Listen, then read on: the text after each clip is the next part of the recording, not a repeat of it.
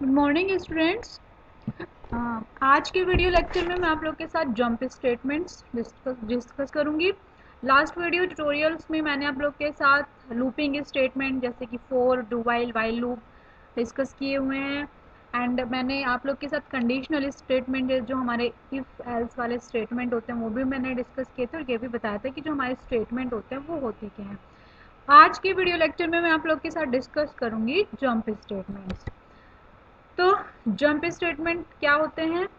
Basically कभी कभी हमारे जब हम प्रोग्राम बना रहे होते हैं तो कभी कभी ऐसी सिचुएशन आ जाती है कि हमें लूप की कंडीशन जो भी दी रहती है उसके कंप्लीट होने से पहले ही हमें लूप से बाहर आना होता है।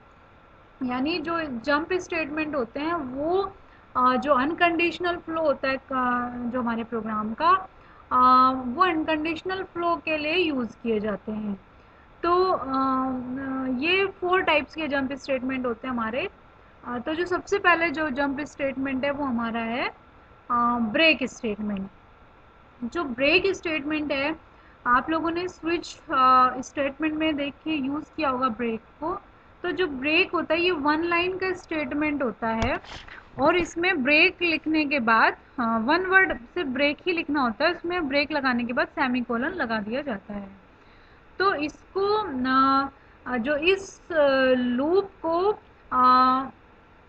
स्टेटमेंट जो जो ये सी ब्रेक स्टेटमेंट है इसको लूप को टर्मिनेट करने के लिए यूज़ किया जाता है। अ, तो जैसे ही हमारा ब्रेक स्टेटमेंट जैसे लिखा हुआ आता है, तो जो हमारा अगर कोई लूप एग्जीक्यूट हो रहा है, कोई प्रोग्राम एग्जीक्यूट हो रहा है, उसमें लूप स्टेटमेंट है, उसमें कंडीशन दी रहती है, तब तक वो कंडीशन दी रहती है, तब तक लूप एग्जीक्यूट होता रहता है। बट इन केस कभी ब्रेक स्टेटमेंट अगर आ जाए, जैसे एनकाउंटर होता है, तो लूप आइटरेशन वहीं पे स्टॉप हो जाता है, और जो भी कंट्रोल होता है वो लूप के बाहर जो फर्स्ट स्टेटमेंट होता है उसके पास चला जाता है। जो कंट्रोल होता है वो लूप के बाहर जो पहला स्टेटमेंट लिखा रहता है उसके पास चला जाता है। तो this is the flow chart of jump break statement. तो सबसे पहले क्या होता है कि लूप कोई भी लूप हुआ होगा वो एग्जीक्यूट मतलब स्टार्ट होगा एग्जीक्यूट होना, और उसकी कुछ कंडीशन, जो भी कंडीशन होगी, अगर कोई कंडीशन है ब्रेक करने की, कोई कंडीशन है, तो अगर वो ट्रू है तो ब्रेक के पास चला जाएगा, अदरवाइज फॉल्स है तो वो विद इन ए लूप वो जो भी स्टेटमेंट है वो एग्जीक्यूट होते रहेंगे। This is the flow chart. इसका जो एग्जाम्पल अगर ब्रेक का आप लोग को देना हो, वैसे मैं एक सिंगल आप लोग तो भी यूज़ कर सकते हैं एक प्रोग्राम में, बट जो स्विच स्टेटमेंट में उसमें बहुत सारे ब्रेक स्टेटमेंट का बहुत सारे मैंने स्विच स्टेटमेंट वाले प्रोग्राम आपको कराए हैं, तो उसमें आप लोगों ने देखा होगा ब्रेक का यूज़ किया जाता है किसी केस के बाद। तो वहाँ पे आप वो वाला एग्जाम्पल इस स्टेटमेंट के लिए आप दे सकते हैं। नेक्स्ट हमारा है कंटिन्यू स्टेटमेंट। जो हमारे कंटिन्यू स्टेटमेंट होते हैं वो प्रोग्राम के लॉजिक के अकॉर्डिंग कभी कभी हमारी ऐसी सिचुएशन आती है कि जब हमें लूप के सारे स्टेटमेंट को एग्जीक्यूट नहीं करना होता है, केवल कुछ ही स्टेटमेंट्स को किसी कंडीशन के ट्रू होने पर एग्जीक्यूट करके वापस से चलाना होता है। तो इसमें क्या होता है कि लूप ब्रेक में हमने क्या किया था, ब्रेक में बाहर आ गए थे, लेकिन ये ब्रेक की तरह पूरी तरह से बाहर नहीं आता है, बल्कि ये कुछ अनवांटेड स्टेटमेंट को छोड़कर लूप को नई वैल्यू के साथ एग्जीक्यूट करता है। ठीक है, मतलब देखिए ब्रेक में क्या था, ब्रेक जैसे ब्रेक स्टेटमेंट हमें मिलेगा तो हम क्या कर रहे थे, लूप के जस्ट बाहर निकल आ रहे थे, जो भी जो कंट्रोल था वो जो भी फर्स्ट स्टेटमेंट था उस पर कंट्रोल चला जा रहा था। बट जो ब्रेक जो कंटिन्यू स्टेटमेंट है उसमें बाहर नहीं जाते, इमीडिएटली बाहर नहीं जाते हैं, बल्कि कुछ अनवांटेड स्टेटमेंट बस चाहते हैं कि वो एग्जीक्यूट ना हो, अदरवाइज वो लूप को नई वैल्यू के साथ एग्जीक्यूट करता है। इसका सिंटेक्स भी बिल्कुल सेम है, just write down continue and write down semicolon after writing continue statement. तो ये फ्लो चार्ट है।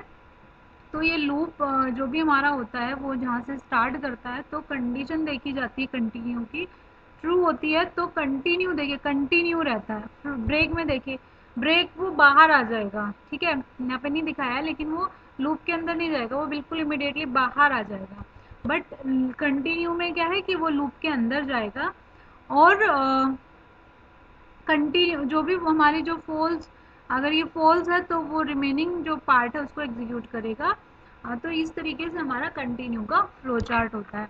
तो यहाँ पे एक एग्जांपल ले लेते हैं। यहाँ में मैंने कैपिटल आई लिख दिया है, तो इसको स्मॉल आई की तरह आप लोग अगर हम रन करेंगे तो देखिए एरर आएगी, तो इसको हम यहाँ पे देखिए स्मॉल आई कर देते हैं। ठीक है, वैसे तो मैं इसका भी एग्जाम्पल करके बताऊंगी। इसको सेव कर लेते हैं।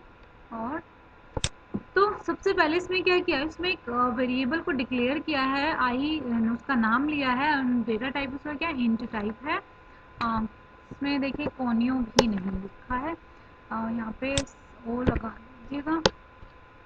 तो ठीक है, सबसे पहले जो हमारी फर्स्ट लाइन लिखी हुई है hash include studio dot H और कोनियो डॉट एच, जिसमें हमने हेडर फाइल को इंक्लूड किया है। देन हमारे पास जो मेन फंक्शन है वो स्टार्ट हो रहा है। तो सबसे पहले एक वेरिएबल को डिक्लेयर किया है आई नाम के, जिसका डेटा टाइप इंट है, और एक फॉर लूप जो लूप स्टेटमेंट है वो चला हुआ है, जो कि 1 से लेके 10 लेस देन 10 तक ये लूप की कंडीशन दी गई है कि ये 1 से स्टार्ट होगा और 10 तक, जब आई की वैल्यू जब तक 10 ना हो जाए तब तक चलता रहेगा। तो इसमें क्या लिखा हुआ है, इसमें कंटिन्यूस स्टेटमेंट का यूज है। तो इसमें क्या लिखा हुआ है कि यदि इफ आई इक्वल टू 6 हो जाए तो कंटिन्यू करो, एल्स जो है जो आई की वैल्यू उसको प्रिंट कर दो। ठीक है, तो बाकी को जो होगा वो विदाउट इसमें क्या होगा कि अगर आई इक्वल होगा 6 के, तो इसका देखिए आउटपुट हम लोग देख लेते हैं कि कैसे ये वर्क कर रहा है। इसमें क्या हुआ है, 1 से 10 तक एक लूप चला है, अगर आई इक्वल टू 6 है तो कंटिन्यू लिखा हुआ है, एज लिखा हुआ है, तो प्रिंट कर रहा है वैल्यू। तो पहले हम इसको रन करके देख लेते हैं कि कंटिन्यू किस तरीके से वर्क करता है। हमने अपना कंपाइलर ओपन कर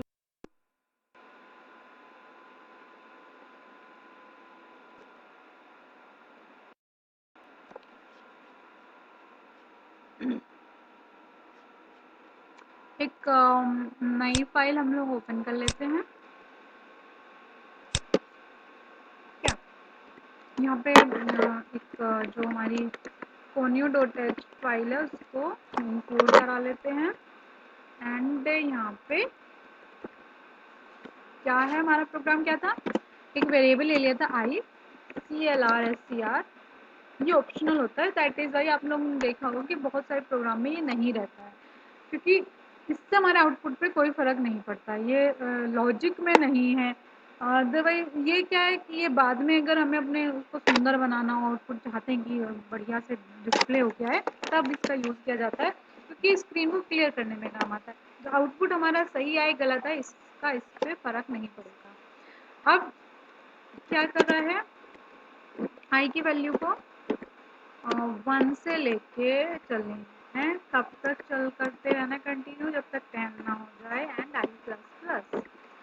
इसके अंदर क्या लिखा हुआ था, इसके अंदर लिखा हुआ था कि यदि, ठीक है, एक कंडीशन दे दी कंटिन्यू वाली कि आई इक्वल टू 6 हो, तब क्या हो, कंटिन्यू।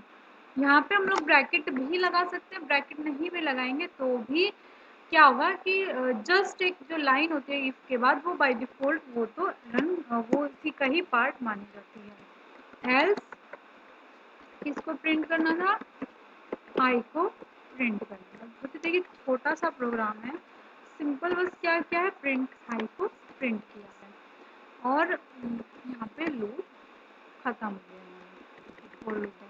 इसके बाद हम लोग क्या लिख देते हैं, गेट सी एच क्यों, और जो स्क्रीन, जो हमारी आउटपुट स्क्रीन होती है उस पर आउटपुट को होल्ड रखने के लिए।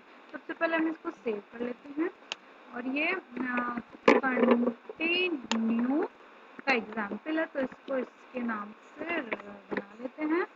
एंड सबसे पहले हम Alt F9 से कंपाइल करते हैं, there is no error, and run करते हैं कंट्रोल F9 से। तो देखिए क्या प्रिंट हो के आया, 6 को छोड़ के बाकी सब प्रिंट हो गए, 1 2 3 4 5 7 8 9 10। यानी हम चाहते हैं कंटिन्यू में कि एक पर्टिकुलर हमारा नंबर ना प्रिंट हो, अगर 6 आ जाए तो बस कंटिन्यू कर जाए, बट अगर बाकी पे वो क्या करे, वो प्रिंट करे। तो अगर इस तरीके से करना हो तो कंटिन्यू स्टेटमेंट का यूज़ किया जाता है। बट जो ब्रेक होता है वो तुरंत ही यहीं पे ब्रेक कर देगा और जो एग्जीक्यूट जो कंट्रोल होगा वो लूप के बाहर चला जाता अगर इसकी जगह ब्रेक होता। मैं यहाँ पे चलिए ब्रेक वाला भी मैं समझा देती हूँ। ब्रेक वाला आप इसी को ही, अगर ब्रेक होता तो क्या रहता, ओपन कर लेते हैं। कंटिन्यू के नाम से था, ये रहा हमारा। ओपन कर लेते हैं। यहाँ पे अगर हम यहाँ पे अगर हम लिख देते हैं ब्रेक, तो देखिए क्या होता। सेव कर लेते हैं F2 से। 1 2 3 4 5, यानी वो 5 तक ही एग्जीक्यूट होगा। जैसे ही 6 आएगा ब्रेक हो जाएगा, जो हमारा कंट्रोल होगा वो पूरे फोर लूप से एग्जिट हो जाएगा। बट कंटिन्यू के केस में ऐसा नहीं है, इसमें कंट्रोल रहेगा, बस हम चाहते हैं कि कुछ अनवांटेड चीज़ें ना एग्जीक्यूट हो। तो आप लोग इसी एग्जाम्पल को यहाँ पे आप कंटिन्यू की तरह यहाँ पे कंटिन्यू भी लिख सकते हैं। You can write break statement. तो देखिए there is difference between continue and break statement. यही एक मेन डिफरेंस है कि ब्रेक स्टेटमेंट अगर यहाँ पे हम ब्रेक लगा दिए तो जो हमारा कंट्रोल है वो यहाँ पे आ जाएगा। बट कंटिन्यू लगाया तो वो सिर्फ इस केस में एग्जीक्यूट आई को तब ये प्रिंट नहीं करेगा, बट अदरवाइज सभी केस में वो आई की वैल्यू को प्रिंट करेगा। अब जो हमारा नेक्स्ट इम्पोर्टेंट स्टेटमेंट है वो है हमारा गो टू स्टेटमेंट। जो हमारा गो टू स्टेटमेंट होता है उसमें इसमें भी जंप, बेसिकली जंप की जाती है एक जगह से दूसरी जगह पर जंप करने के लिए काम में आता है ये भी। तो किसी प्रोग्राम के एग्जीक्यूशन के फ्लो को हम इसी स्टेटमेंट का यूज़ करके ब्रेक कर सकते हैं। और जहाँ अगर हमें प्रोग्राम का कंट्रोल किसी दूसरी जगह पे भेजना हो तो हम इसकी हेल्प से हम गो टू स्टेटमेंट का यूज़ करके हम सेंड कर सकते हैं जो भी प्रोग्राम का कंट्रोल है। तो देखिए इसका जो सिंटेक्स होता है, दो टाइप के सिंटेक्स हम यूज़ कर सकते हैं।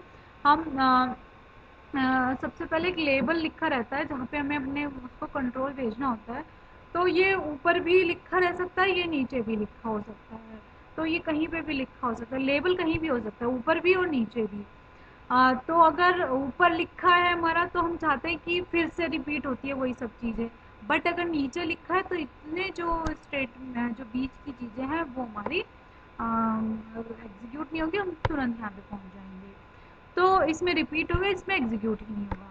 तो ये हमारा सिंटेक्स क्या है कि गो टू लेबल लिखा रहता है, उसके बाद सेमीकोलन और एक लेबल लिखा रहता है, उसके बाद कोलन लगा रहता है। तो जो हमारा कंट्रोल है गो टू वहाँ पे पहुँचा देता है। तो this is the flow chart. ये हमारे लेबल, कुछ लेबल लिखे रहते हैं स्टेटमेंट के साथ। ये ज़रूरी नहीं कि लेबल लिखे रहते हैं, बेसिकली एक समझाने के लिए है कि डिफरेंट डिफरेंट लेबल्स हैं अलग अलग स्टेटमेंट पे। तो अगर ये आ गया कि स्टेटमेंट 1 के बाद ही आ गया कि लेबल 3 पे, गो टू लेबल 3 पे जाना है, तो वो तुरंत जंप कर जाएगा किस पे, स्टेटमेंट 3 पे, और फिर स्टॉप कर जाएगा। अगर यही ऊपर की तरफ फ्लो रहता, अगर मान लो आप नीचे स्टेटमेंट 1 2 3 होता फिर यहाँ पे लिखा रहता गो टू लेबल 1, तो वो फिर से रिपीट करने लग जाता। तो ये हमारा फ्लो चार्ट है किसका, गो टू का। तो देखिए ये एक एग्जाम्पल लिया, इसमें एक फंक्शन का भी यूज़ किया गया है। तो क्योंकि हम फंक्शन का रिवीजन भी कर चुके हैं और पढ़ भी चुके हैं, तो ये देखिए इसमें क्या, एक फंक्शन का नाम बना दिया जिसमें ना तो कोई वैल्यू को रिटर्न करेगा, ना ही उसमें कोई आर्ग्यूमेंट पास किया गया है। तो ये function without argument without return type एक बनाया है जिसमें नंबर को प्रिंट करने वाला। तो फंक्शन का नाम ऐसे लिख दिया, प्रिंट नंबर्स। और उसमें क्या लिखा हुआ है देखिए, क्योंकि आप लोग को लग रहा होगा कि यहाँ पे तो सेमीकोलन नहीं लगाया और ये तुरंत ही ऐसे होने लगा। तो अगर हमें मेन फंक्शन इसके बाद लिखना हो तो हम सेमीकोलन लगा के वहाँ पे डिक्लेयर करके बाद में इसको फंक्शन को डिफाइन कर सकते हैं। बट अगर हमें वहीं पे डिफाइन करना हो तो हम ऊपर भी डिफाइन कर सकते हैं, तब हमें सेमीकोलन नहीं लगाएंगे। तो देखिए मैं इसको दोनों बता दूंगी आप लोग को भी रन करके। तो देखिए इसमें जो एन है पहले 1 से इनिशियलाइज किया, डेटा टाइप उसका एंट है, एक लेबल ऐसे ही लिख दिया गया। लेबल को आप कुछ भी लिख सकते थे, यहाँ पे लेबल बता दिया। तो प्रिंटफ पर उसको एन को प्रिंट किया, एन की वैल्यू को एक बढ़ा दिया। तो ये लिखा कि यदि जो एन की वैल्यू है वो 10 से कम है तो फिर से लेवल के पास जाओ, यानी फिर से स्टेटमेंट एग्जीक्यूट हो रहे हैं। तो फिर क्या होगा, एन की वैल्यू 2 हो जाएगी तो फिर से 2 प्रिंट होगी, पहले 1 प्रिंट होगी, फिर 2 प्रिंट होगी, 3 प्रिंट होगी। ये तब तक प्रिंट कराएगा जब तक कि वो एन की वैल्यू 10 ना हो जाए। और जैसे ही वो 10 से ज़्यादा हो जाएगी वो लूप के वो बाहर जो कंट्रोल है वो आ जाएगा। तो बस इतना ही होगा। तो इसमें क्या है, मेन में बस फंक्शन को कॉल करना है और गेट सी एच लिखना है, दैट्स इट। तो इसमें क्या है कि 1 to 10 प्रिंट करने के लिए हम इसका भी यूज़ कर सकते हैं। तो ये मैं आप लोग को दिखा देती हूँ कि कैसे होता है। तो ये क्या करेगा, ये स्टेटमेंट रिपीट होंगे। बट अगर ये जो अगर लेबल गो टू लेबल इधर रहता और लेबल इधर लिखा होता, जो हमारी सेकंड सिंटेक्स थी, जो फर्स्ट सिंटेक्स थी, देखिए जो फर्स्ट सिंटेक्स थी, तो उसमें क्या रहता है, जो उसके जो बीच के स्टेटमेंट होते हैं ये एग्जीक्यूट नहीं होते, सीधे लेवल पे पहुंच जाते हैं। बट इस केस में रिपीट होते रहते हैं। तो देखिए, चलिए मैं आप लोग को इसका एग्जाम्पल करा देती हूँ।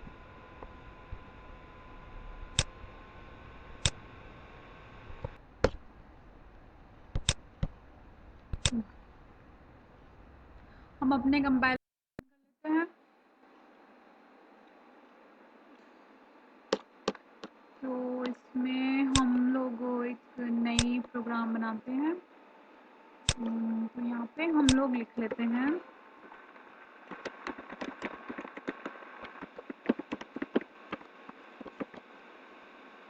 हमने एक फंक्शन बनाया था, तो हम यहाँ पे नाम भी दे सकते थे, प्रिंट नंबर्स।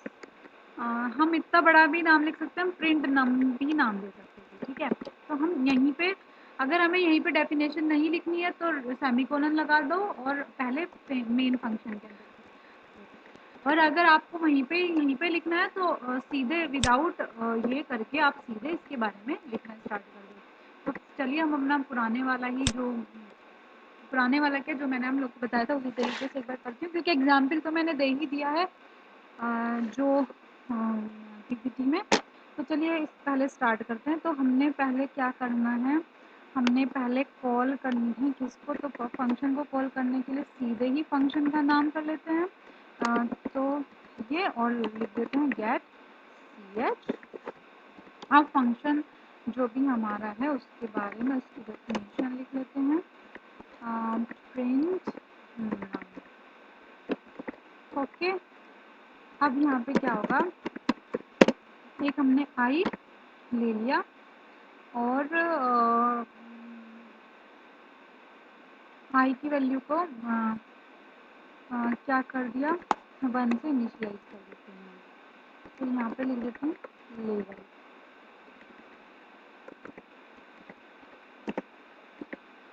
अब यहाँ पे लिखते हैं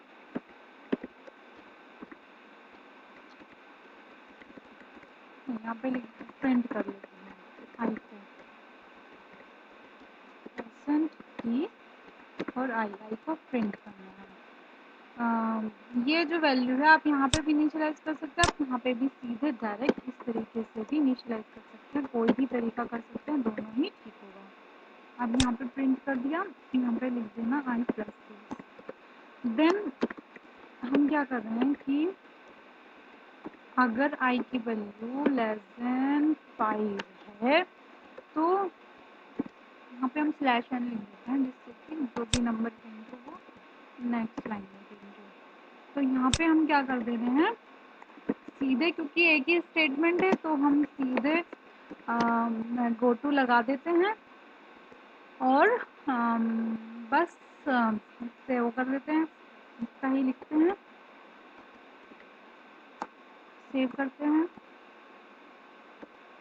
गो टू एग्जाम्पल जो Alt F9 there is no error, Control F9। देखिए नंबर प्रिंट हो गए 1 2 3 4 5। तो अगर हम गो टू ना लगाते तो सिंपल क्या प्रिंट होता, 1 प्रिंट होता। अगर हम गो टू लेबल जो मैं आप लोग को समझाना चाह रही थी, अगर हम ऊपर यहाँ पे लिख देंगे गो टू लेबल तो वो दूसरे तरीके से काम करेगा।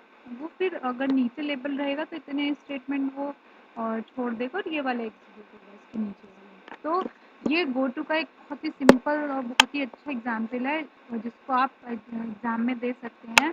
तो इसमें क्या है कि हम इसको जो भी जो चीज़ें हम यहाँ पे भी लिख सकते थे, लेकिन बस ये है कि वो मेन फंक्शन के ऊपर होना चाहिए। अगर मेन फंक्शन के नीचे फंक्शन के बारे में लिखना है यूज़र डिफाइंड फंक्शन के, तो पहले फाइल इंक्लूड करने के और मेन फंक्शन के बीच में उसको डिक्लेयर करना ज़रूरी होता है। तो इस तरीके से आप लोग गो टू वाला प्रोग्राम आप बना सकते हैं। जब तक आप लोग देखिए ये बहुत ही छोटा सा प्रोग्राम है, ठीक है, बहुत ही कम इसमें लाइन है, बेसिकली तो यही लाइन है, ये तो कुछ भी नहीं है। देखने में लगेगा कि बड़ा इजी है और हम लोग लिख देंगे इसको एग्ज़ाम में, बट जब हम लिखने जाते हैं तो कुछ ना कुछ फिर भूल जाते हैं। जब तक आप लोग कंपाइलर पे रन करके नहीं देखेंगे, बना के नहीं देखेंगे, तब तक आप लोग का उस पर कमांड नहीं होगा। जितने ज़्यादा आप लोग प्रोग्राम बनाएंगे उतनी ही ज़्यादा आप लोग को कमांड आएगी सी में। तो इसीलिए इम्पोर्टेंट है कि आप लोग प्रैक्टिस करते रहें सी के प्रोग्रामिंग की। इससे क्या होगा, इससे दो बेनिफिट होंगे, क्योंकि आप लोग डिप्लोमा कर रहे हैं इन पॉलीटेक्निक वो कंप्यूटर साइंस में, तो आप लोग को सी आनी चाहिए। अगर आप लोग को सी नहीं आती है तो बाकी जो लैंग्वेज हैं वो भी नहीं आ पाएंगी, और जो कंपनी है फिर वो किस बेसिस पे आपको लेगी। फिर अगर आप आए हैं तो सही से पढ़िए, जब तक नहीं पढ़ेंगे तो नहीं होगा। जितना प्रैक्टिस करते रहेंगे उतना कॉन्फिडेंस बढ़ेगा और उतना इजी रहेगा आप लोग के लिए बाद में जॉब करना। बाद में सीखोगे बहुत समय लगेगा, सैलरी इशू रहेंगे, और लेकिन अगर आप लोग अभी से ही स्ट्रॉन्ग अपना बना के चलेंगे तो जॉब भी आसान है और फ्यूचर भी आप लोग का सेफ है।